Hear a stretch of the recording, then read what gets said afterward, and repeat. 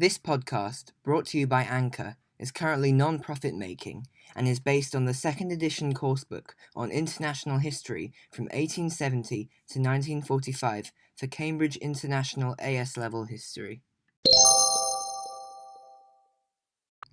Welcome to the third episode of my first AS Level series, which is Series 7, Empire and the Emergence of World Powers from 1870 to 1919.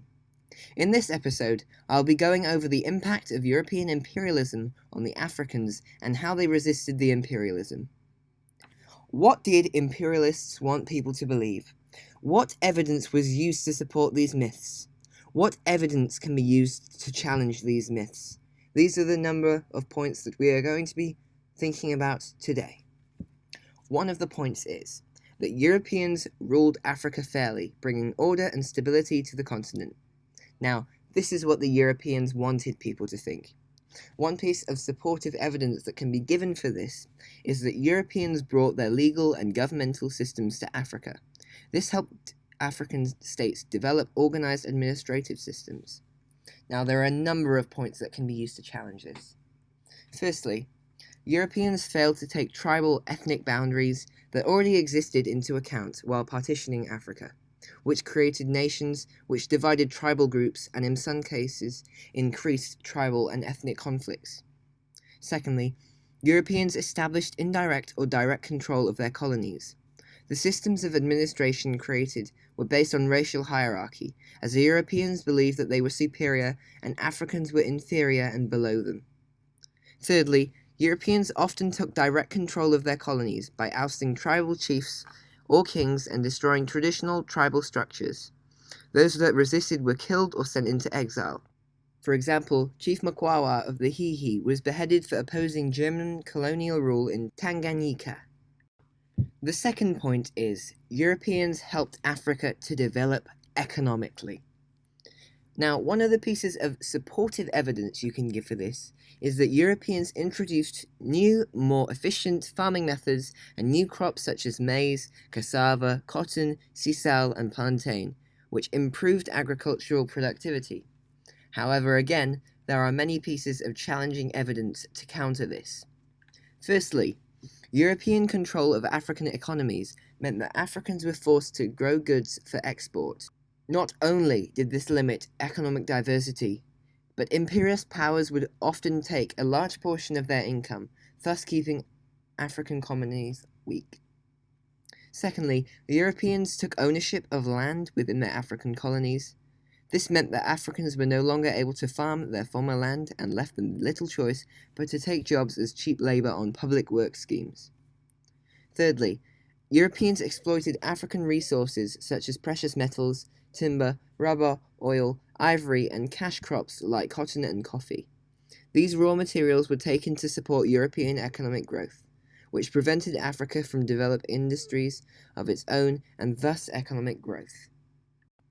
The third point is that Europeans brought improved infrastructure to Africa, such as telegraph wires and railways.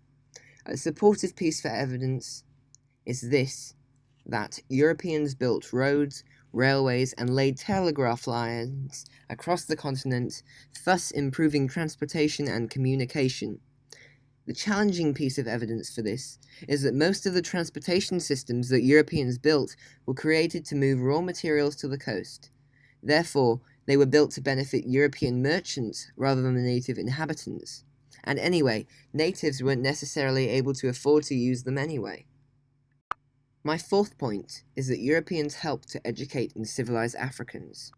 The supportive piece of evidence for this is that Europeans built schools and provided education for the native inhabitants, allowing natives to develop new knowledge and skills which could be used to further develop their country and get better jobs. There are two challenging pieces of evidence that I have for this. Firstly, Europeans introduced Western-style education, clothes, architecture, religion, and their own languages which disrespectfully undermined traditional African culture.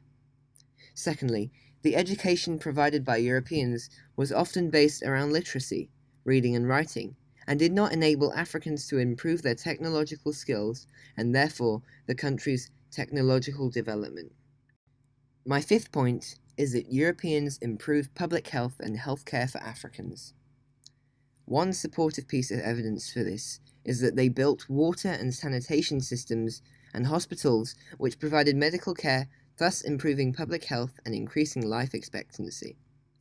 The challenging piece of evidence for this is that Europeans introduced many new diseases, such as smallpox, measles, and cholera to Africa. Africans had no resistance to these diseases, as they had not experienced them before, and this resulted in many deaths. My sixth point is that Europeans ended inhumane customs and barbaric practices in Africa which were customary among tribes. One piece of supportive evidence for this is that Europeans abolished the slave trade and in most places the system of slavery in their colonies, bringing more humane practices and freedoms to the people of the African continent. The challenging piece of evidence for this is that Europeans often treated Africans with alarming levels of inhumanity. For example, King Leopold of Belgium effectively treated its colonies' Africans like slaves through the use of forced labor on rubber plantations in the Belgian Congo. Workers who failed to meet their production quotas were beaten, mutilated, and killed. So, my next section is how did Africans resist imperialism? One form of resistance was the Anglo-Zulu Wars. The British wanted the Zulus to provide labor in the diamond fields of southern Africa as they created a South Africa Federation. The Zulu king did not want to give up his land to the British and assembled an army. Then the British High Commissioner for South Africa ordered that the Zulus dismantle their military and paid reparations to Britain. The British invaded, and as a result of not taking normal precautions, they lost 800 soldiers and 1,000 rifles and ammunition at Island Lawana. This severely hit British pride, and to save face, they launched a full-scale military campaign. In the end, Britain had defeated the Zulus, and the British took control. Over 1,902 British were killed, with 256 wounded. Meanwhile, 6,930 Zulu soldiers were killed, while over 3,500 were wounded. Another form of resistance was the First Italian-Ethiopian War. In 1868, 5,000 British and Indian troops went to Ethiopia to punish the emperor who had detained some European envoys and missionaries. The emperor shot himself, and the British left. There was a 4-year power vacuum, as many people tried to gain power. Negus Johannes IV won with British rifles. In the 1870s, Egypt repeatedly attacked Ethiopia and occupied the Red Sea port of Massawa, Ethiopia's only access to the sea.